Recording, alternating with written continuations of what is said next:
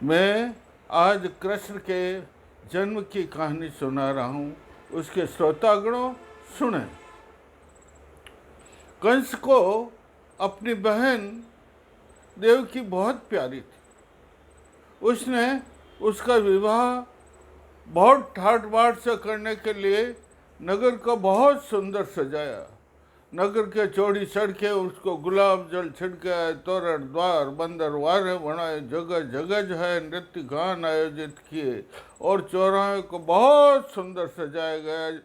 पूरी मथुरा को इस प्रकार सजाया गया देवकी के विवाह के लिए मानो कोई इंद्रपुर ही धरती पर उतर आई है। बहुत ठाट बाट से देवकी और वसुदेव का विवाह कंस ने किया और बड़ा उसको आनंदोत्सव मनाया गया शहर में।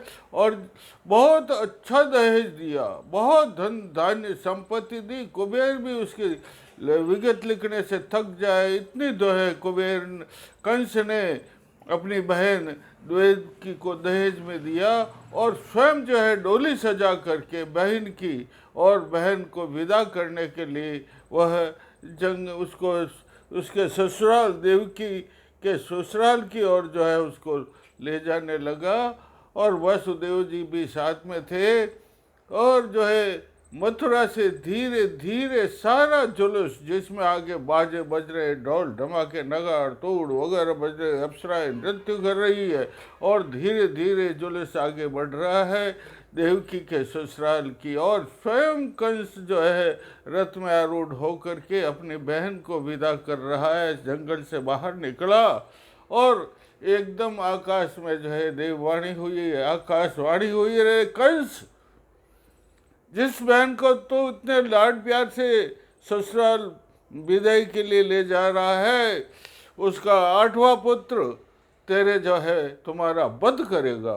और इस प्रकार की आकाशवाणी को सुन करके वह चित्त विभ्रमित हो चारों ओर देखता है। फिर आकाशवाणी होती है, तेरे दुष्ट, तेरे अत्याचार से धरती बहुत दुखी हो गई है, इसलिए इस देवकी का 8वां पुत्र भगवान का अवतार रूप में नर रूप में जन्म लेगा और तेरा वध करेगा। उसने कहा रे कैसे वध करेगा?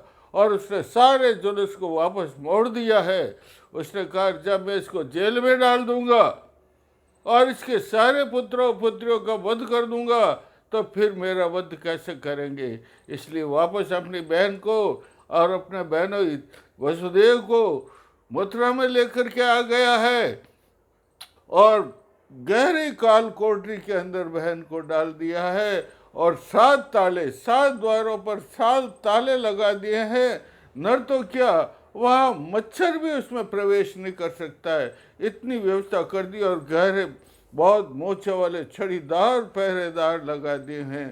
पहला पुत्र हुआ तो दौड़ करके जो है राज दरबार में गए, दौड़ करके आया और उसने पछाड़ पर पछाड़ करके मार दिया। बहुत रोई द्वार की, बहुत देवकी, बहुत अनुनय विनय किया, माना नहीं। इस प्रकार 7 हुए और 8वां जब पुत्र हुआ, देवताओं के अन्य विनय से अवतरण हुआ भगवान का, तो जो है एकदम सन्नाटा पसर गया कैदियों के अंदर, कैदशाला के अंदर। और कैदियों को एकदम निद्रा, घोर निद्रा के अंदर कैदी हो गए। और जो है उसी समय में ताले खुल गए, द्वारों के दरवाजे खुल गए और वसुदेव जी जो कृष्ण को लेकर के, और कृष्ण रोए नहीं, किलकारी नहीं की, और उनको टोकरी में लेकर के और अपने सिर पर रख करके जमुना को पार कर रहे हैं। जमुना नदी ने देखा रे 12 बजे भगवान का रोहिणी नक्षत्र में सोमवार के दिन जो है अष्टमी के दिन उनका अवतरण हुआ है। तो उस गंगा जमुना नदी ने भी देखा रे भगवान के तो मैं चरण स्पर्श करूं तो भगवान त्रिलोकी के नाथ है, भूत भविष्य की सब बातें जानते। उन्होंने झट अपने चरण कमल टोकरी से नीचे कर दिए और चरण कमल स्पर्श करते ही उसका जो है जमुना का जल नीचे उतर गया। और वसुदेव जी धीरे धीरे गोकुल में नंद बाबा के वहाँ गए। नंद बाबा के उस समय में एक पुत्री का त्रिलोकी के नाथ है, भूत भविष्य रत्ना सारी बातें जानते। उन्होंने देखा मेरे दर्शन के लिए, चरण स्पर्श करने के लिए ये जमुना का जल ऊपर उठ रहा है, उन्होंने अपने चरण नीचे कर दिए और जमुना ने उनका स्पर्श किया और ज्वार की तरह शीतल जो है हो गया है उसका जल। और वसुदेव जी जो है उसको धीरे धीरे नंद बाबा के यहाँ गोकुल गांव में ले गए। गोकुल गांव में जिस समय में भगवान श्री कृष्ण का अवतरण हुआ था उस समय में गोकुल गांव में नंद बाबा के घर जो है भगवान एक लड़की का जन्म हुआ। उस समय में तुरंत जो है नंद बाबा ने उस लड़की को टोकरी में रख करके और भगवान वासुदेव जी को समर्पित कर दिया। वासुदेव जी ने कृष्ण भगवान को नंद बाबा को समर्पित कर दिया और उस लड़की को लेकर के वासुदेव जी पुनः जमुना को पार करके जेल में आ गए हैं। अपना आप जेल के दरवाजे बंद हो गए स्वतः ही और ताले सब बंद हो गए। वहाँ वो किलकारी करने लगी लड़की और उस लड़की की किलकारी को सुन करके जो है समस्त पहरेदार से एकदम उचक करके जाग गए और पहरेदार एक दौड़ा मुख्य जो पहरेदार था वो दौड़ा जो है कंस के पास गया है और कंस को ये समाचार दिया कि उनके एक लड़का हो गया है।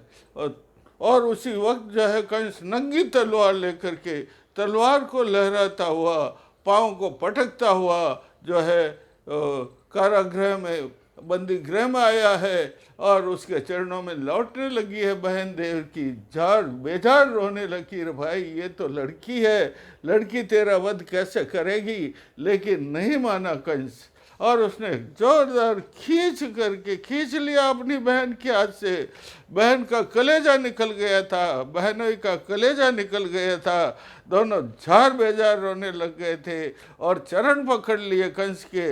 कंस ये बच्ची तुम्हारा कुछ भी अनर्थ, कन्या है ये तो निरस्त्र होती है कन्या क्या कर सकती है राजा महाराजा का। लेकिन वो नहीं माना और उसने जो खींच करके शिला के ऊपर उस बच्ची को जोरदार पटके। लेकिन वो बच्ची तो उसके हाथ से छुड़िए निठी का खेल था, ये होरी थी, ये देवताओं की करतूत थी। इसलिए वो सारी जो बच्ची जो है नवजात बच्ची उसके हाथ से छिटक गई और छिटक करके आकाश में जाते हुए कहती गई, रे दुष्ट, अत्याचार हो गया है, धरती पर तुमने बहुत अत्याचार किया है और जो है अब जो है तेरे का वध करने वाला तो मेरे को क्यों मार रहा है तू, तेरा वध करने वाला तो गोकुल गांव के अंदर जो है बड़ा हो रहा है। इस पर जब भीड़ बढ़ी भारत पर, दुष्टों का अत्याचार हुआ, तब करुणा से प्लावित हो करुणा करने अवतार लिया भगवान कृष्ण का। इस प्रकार अवतरण हुआ। रात का 12 बजे सोमवार का दिन, रोहिणी नक्षत्र,